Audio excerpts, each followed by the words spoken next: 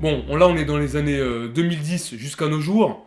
On peut voir que des rappeurs comme Caris ou Kobalade ont copié surtout sur Gucci Mane et Chief Keef, qui sont des rappeurs américains.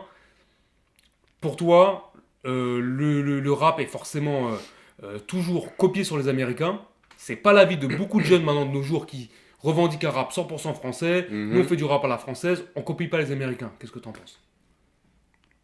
Bah, c'est une erreur. Enfin, de toute façon, enfin, il y a même pas, y a même pas à parler longtemps là-dessus. C'est juste, tu regardes l'influence, mais eux-mêmes le disent, hein, de toute façon. Enfin, Caris, il assume totalement Les rappeurs le disent, ouais. d'avoir une influence américaine. Il l'a jamais caché.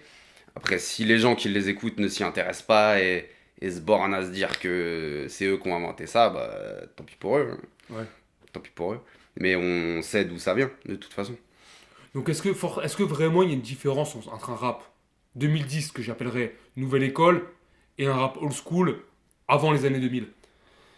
Bah, Comme alors. le rap on dit c'était mieux avant, on entend tout Ouais, à ce ouais, ouais, truc-là. bien sûr. Bah alors après, bon, je précise quand même que on parlait déjà de New School déjà dans les années 80. Donc voilà, il y a toujours Old School, New School, des vagues qui arrivent, des vagues différentes. Mais bon, je comprends les deux périodes dont tu veux parler. Bah, les différences déjà, bah, c'est dans la musique. Déjà, il y a beaucoup moins de samples. Il y a beaucoup moins de samples, donc ça donne une couleur totalement différente. C'est beaucoup plus de composition, beaucoup plus électronique. C'est un autre délire. C'est une ambiance qui change aussi. C'est un peu, tu regardes, c'est quand même moins festif entre guillemets, moins musical quoi, on va dire. C'est plus la voix et la batterie est beaucoup plus mise en avant, on va dire. C'est vachement limite, j'ai envie de te dire que c'est quasiment que le rappeur, que la voix du rappeur qui est vraiment mise en avant à cette période-là. C'est des flows très imposants, tu vois, c'est des rappeurs. Les années 2000, c'était des rappeurs très imposants comme Booba, comme Rof. Je te parle des rappeurs vraiment qui étaient comment dire, au sommet à ce moment-là, tu vois. Comme les rappeurs de Tandem, tu vois, Mac Taylor et McGregor aussi. C'était des trucs très très imposants, très percutants.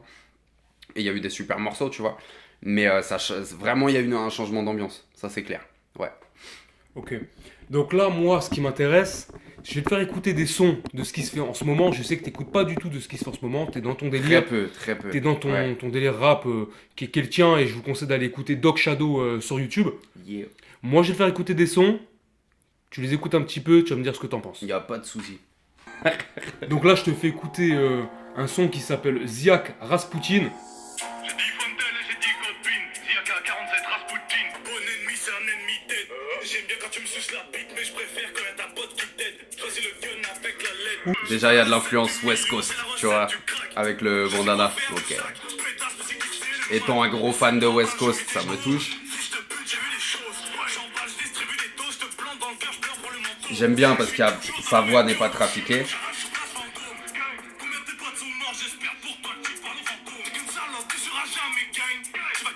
Ouais, puis il a un truc un peu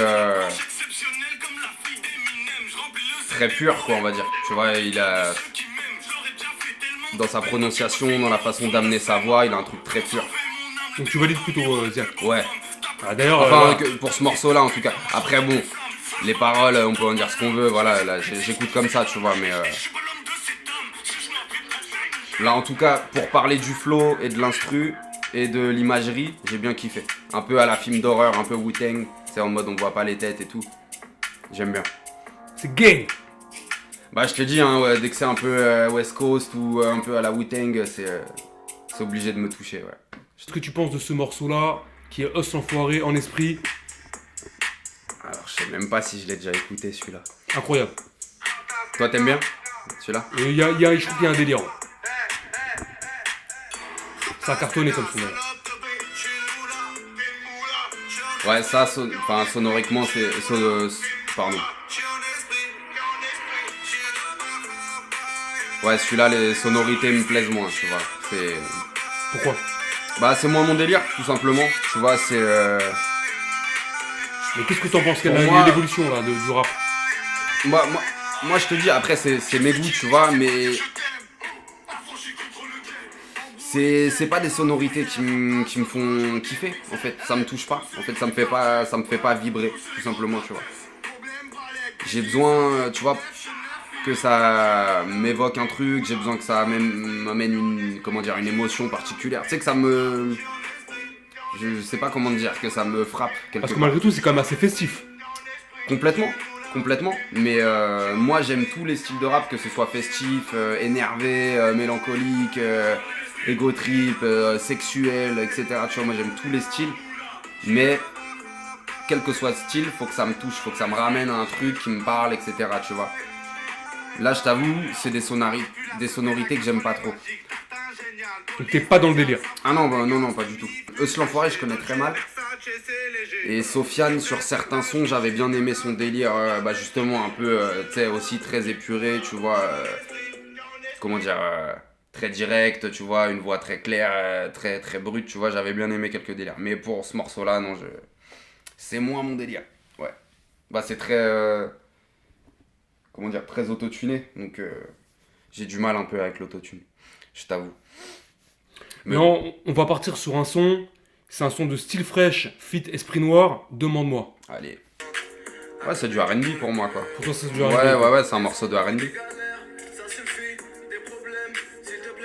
Après, je t'ai dit, j'ai du mal avec l'autotune, et c'est pour ça que j'adore le R&B, vraiment, et le R&B aussi à l'ancienne, tu vois, années 90, 2000, même années 80, tu vois.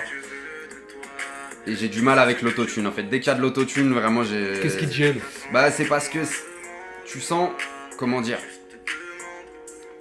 que c'est fait vite fait. Tu vois, j'ai envie de vexer personne, tu vois, mais moi, je préfère les vraies voix. Tu vois, je préfère les gens qui arrivent à chanter naturellement. Tu peux pas chanter, chante pas.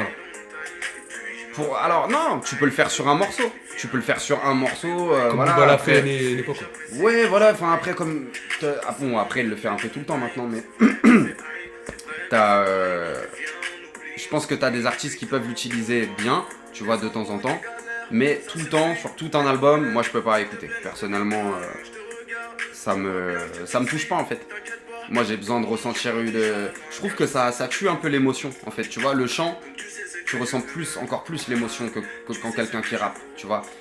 Le chant, c'est vraiment la voix directe, tu peux pas tricher, en fait. Et là, Soit c'est que de la triche. Bah, c'est pas forcément de la triche. C'est de la triche si tu dis « je sais chanter » et que tu utilises que de l'autotune. Là, oui, bah non, tu triches parce que tu dis que tu sais chanter, mais tu utilises que de l'autotune. Et au niveau de l'émotion, Après- tu sens que ça passe pas pareil. Après, si tu dis que t'es pas un chanteur de ouf, mais que tu utilises que de l'autotune, là, non, c'est pas de la triche, c'est juste que tu utilises de l'autotune. Après, le morceau est bon, hein, l'instru, elle est bien, la rythmique est cool, tu vois. Je pense qu'en soirée, tu vois, je pourrais même bouger en soirée dessus, tu vois, je pense. Mais c'est juste que, non, j'écouterais pas ça chez moi. Ouais.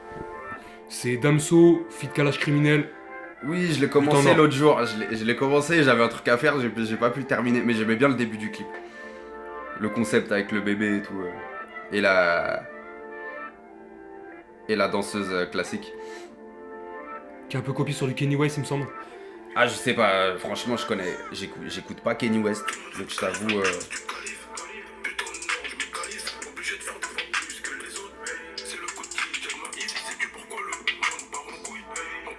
Voilà, la batterie est très spéciale, quoi. La rythmique, elle est très très spéciale.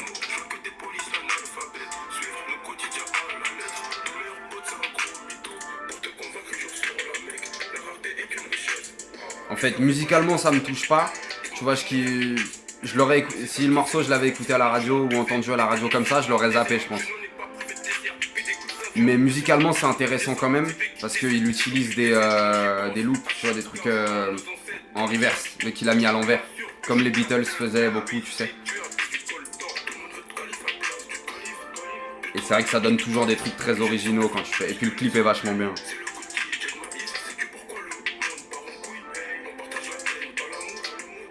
Et puis pareil, j'aime bien les... Est-ce que les flows d'aujourd'hui sont plus techniques? Bah, ça dépend des rappeurs. Franchement, ça dépend des rappeurs. T'avais des rappeurs à l'ancienne qui étaient pas techniques. T'avais des rappeurs qui étaient techniques. Maintenant, c'est pareil. Je pense que t'en as qui sont pas techniques et d'autres qui sont techniques. Je pense que selon l'époque, ça change pas. Personnellement, je pense que ça change pas. Mais ouais, après, j'aime bien son Kalash Criminel aussi. J'aime bien moi ce côté percutant dans le rap de toute façon. J'aime pas quand c'est trop... Comment dire? Trop... Ah, je sais pas comment dire. Trop raffiné, tu vois. J'aime bien J'adore Al Capote, j'adore La Crime, tu vois, j'aime bien ces mecs-là, bien. Quand ça kick sale en fait. Ouais, voilà, j'aime quand ça kick en fait. Ouais, Doc Shadow, je te remercie pour tes petites analyses, y a pas de souci. ton bagou pour ce rap new school que tu aimes pas du tout. Bon mot. Non, Mais après écoute-en un petit peu quand c'est même. l'image que je peux donner, mais j'écoute quand même quelques morceaux. Voilà, comme je disais, j'écoute beaucoup Al Capote, j'écoute beaucoup La Crime. Voilà, Gradure aussi au début quand c'était sorti. J'avais J'aime bien Gradure. aimé, tu vois, la façon dont il rappait, j'aimais beaucoup. Il y a beaucoup de rappeurs que j'écoute quand même aujourd'hui. Je peux pas. De toute façon, tu peux pas faire l'aveugle. Il y a obligé des trucs que t'aimes bien, c'est obligé. Ouais. Quand t'aimes la musique, tu peux pas échapper. Hein. Quand il y a un bon morceau, c'est un bon morceau. Quand t'aimes le morceau, tu l'aimes et puis c'est tout. Et d'après toi, l'avenir du rap en 2010-2020, il va se passer quoi? C'est quoi, à ton avis, la suite logique? Et puis, qu'est-ce que tu souhaites au rap? Bah évidemment, je souhaite que ça continue. Voilà, évidemment. Après, il faut quand même que. Et là, je parle vraiment au niveau des médias. Parce qu'on parle beaucoup des rappeurs, on critique beaucoup les rappeurs, mais on parle pas beaucoup des médias hip-hop. Et je pense que les médias hip-hop feraient un peu mieux. Alors, je parle pas de tous les médias, hein, parce que t'en as qui le font. Mais t'as des médias qui sont vachement mis en avant, mais qui ne le font pas. En l'occurrence, de varier les artistes qui proposent en interview, en reportage, etc. Je pense que ce serait plus riche, voilà. Parce que là, j'ai l'impression que ça fait 1 an, 2 ans, que c'est un peu le même style d'artiste qui est mis en avant tout le temps, etc. Après, tant mieux pour eux, tu vois. Moi, je suis content pour ces artistes-là. Mais, voilà. Si les médias pouvaient un peu plus varier le panel d'artistes qu'ils mettent en avant, ce serait bien, ce serait plus riche. Et justement, ça enlèverait les débats de le rap, est-ce que c'était mieux avant, est-ce que c'est mieux maintenant, etc. Quel style de rap est le mieux, est-ce que le boom bap a encore sa place, nanana, etc. Tu vois, des questions pour moi qui n'ont pas trop de sens. Je pense que voilà, s'il y avait plus d'artistes boom bap, plus d'artistes trap, plus d'artistes qui sont dans du rap de sexe, plus d'artistes qui sont dans du rap hardcore, plus d'artistes qui sont dans du rap cool, tu vois, plus dans du rap jazzy. Si c'était plus varié, et bah ça enlèverait toutes ces questions-là et tout le monde serait content. Chaque frange du public hip-hop se retrouverait un peu plus, tu vois. Mais bon, il y a déjà des médias qui le font. Mais voilà, si je sais pas, les médias qu'on voit surtout sur YouTube, qui sont vachement mis en avant sur Internet, etc., pouvaient faire vraiment attention à ça, je pense que ça ferait avancer les choses. Mais en tout cas, moi, je suis très content de l'évolution du rap. C'est hyper varié, t'en as pour tout le monde, t'as de tous les styles, voilà. Mais après, c'est le problème, si les médias ne mettent qu'un style en avant, t'as beaucoup de gens qui vont croire que le rap, c'est que ça. Et c'est ça le problème. Il faut mettre tous les styles en avant pour comprendre ce que c'est le rap. Alors, l'histoire des médias, le problème, c'est que les médias sont très frileux, parce que mettre un rappeur en avant, ça coûte beaucoup d'argent. Ouais. Et on peut voir qu'actuellement, ce que ce que les médias ou les grosses maisons de disques mettent en avant, c'est soit un rappeur qui perce avec un son, qui sort de nulle part, qui perce avec un son, parce que voilà, le public Ouais. accroche, et donc forcément, ils sentent que ça va marcher. Mm. Ou alors les médias prennent un artiste qui ressemble à un artiste qui a déjà marché. Je te donne Exactement. l'exemple. SCH a marché un moment avec un délire qui était un peu différent. Maintenant, on prend des mecs avec des cheveux longs, même qui ont des délires pas différents, mais le look est similaire. Kobalade a marché, on prend des rappeurs qui ressemblent à C'est un Kobalade. grand classique, ça, de toute façon. C'est un truc qui marche depuis... c'est un truc connu depuis les Ils sont années... frileux, les depuis médias, les années les maisons de disques. 70-80, ça marche comme ça, de toute façon. Ils te sortent un mec qui te fait penser à ça, ils te le mixent avec un autre truc, et puis ça ressort. Voilà. Moi, je pense que tout le monde a le droit d'exister, tout le monde a le droit de s'exprimer. Mais faut pas que ça devienne l'attaque des clones, comme je dis souvent. Faut pas que ça devienne l'attaque des clones et que tout le monde se ressemble et que la même musique elle passe partout, tout le temps et que tout le monde écoute le même truc. Et là, c'est un peu ce qui est en train de se passer, je pense, en ce moment. Je le dis, hein, je marche dans la rue, dans les voitures, j'entends les mêmes sons tout le temps. C'est tout le temps le même style de son, tout le monde écoute les mêmes morceaux, tout le monde s'intéresse aux mêmes artistes, mais c'est très réduit, quoi, tu vois. Il y a un mec qui arrive... 1 an après, il a disparu. Enfin, tu vois, t'as plus de. J'ai l'impression que on veut aller trop vite. Tu vois, on veut aller beaucoup trop vite. Et du coup, bah, on se prend plus la tête à vraiment. Après, je veux pas parler pour tout le monde parce que, encore une fois, t'as encore des artistes qui sortent du lot et qui font pas ça, tu vois. Mais j'ai l'impression que t'as beaucoup d'artistes qui veulent aller trop vite. qui veulent brûler les étapes, qui veulent et qui du coup leur identité artistique, elle en prend un coup. Ça, ils sont trop sur le côté business, sur le côté visuel, sur tout le côté superficiel de tout ça. Et leur fond, leur substance, elle en prend un coup, je pense. Et c'est pour ça que tu as des artistes qui durent de moins en moins longtemps, qui arrivent et qui disparaissent. Et ça, c'est dommage. C'est dommage. Après, je dis ça, mais c'est très compliqué de se faire connaître, c'est très compliqué de rester. C'est plein de trucs. Après, tu as plein de paramètres. Hein. Il peut t'arriver un truc dans ta vie, bah voilà, tu laisses tomber. Enfin voilà. Je parle pas pour tout le monde, quoi, tu vois. Et puis de toute façon, je donne des leçons à personne. Mais voilà, c'est très compliqué de rester dans la musique. Mais c'est aux médias, voilà, de mettre en avant tout le monde. Voilà. Alors justement, je sais pas si tu es au courant, mais il y a un concours qui se prépare, alors qui est organisé en partie par Niska, SCH et Shai. C'est un concours où tout le monde peut participer, tous les styles de rap. Qu'est-ce que t'en penses de ce genre de concours où vraiment tout le monde peut gagner? Bah, moi, justement, j'attends de voir quels seront les ressortissants de tout ça. Et de toute façon, je sais même pas sous quelle forme ça va être fait, si ça va être par, comment dire, comme un tournoi ou je sais pas quoi, Ouais. tu vois. Ou comme The Voice, Voilà, on sait sait, pas trop, on sait pas quelle forme ça va prendre. Mais j'espère bien que là, ils vont faire attention à mettre. Enfin, de toute façon, moi, je te le dis, je vais pas y participer, hein, personnellement. Mais voilà, pour les rappeurs qui vont y participer, j'espère que, justement, il va y avoir des styles différents, quoi. Après, moi, je suis pas pour les quotas, hein, je veux pas qu'il y ait une rappeuse, un rappeur jazzy, un rappeur blanc. trap, voilà, un blanc, un asiate, etc. Ça, c'est pas de ça dont je parle. J'espère qu'il y aura pas que qu'il y aura pas que des mecs qui font de la trap, ou que des mecs qui font du boom bap, ou que des mecs qui style actuel, font... quoi. Ouais, ou même des mecs qui font du rap old school. Mais voilà, j'ai pas envie qu'il y ait que des mecs qui font du rap à la Sage Poète de la rue, tu vois, c'est pas... J'ai pas envie qu'il y ait... Voilà, pour moi, voilà, et de toute façon, c'est vraiment là-dessus que j'appuie, c'est que ce soit varié et qu'il y en ait pour tout le monde, tu vois, et que ce soit mis en avant.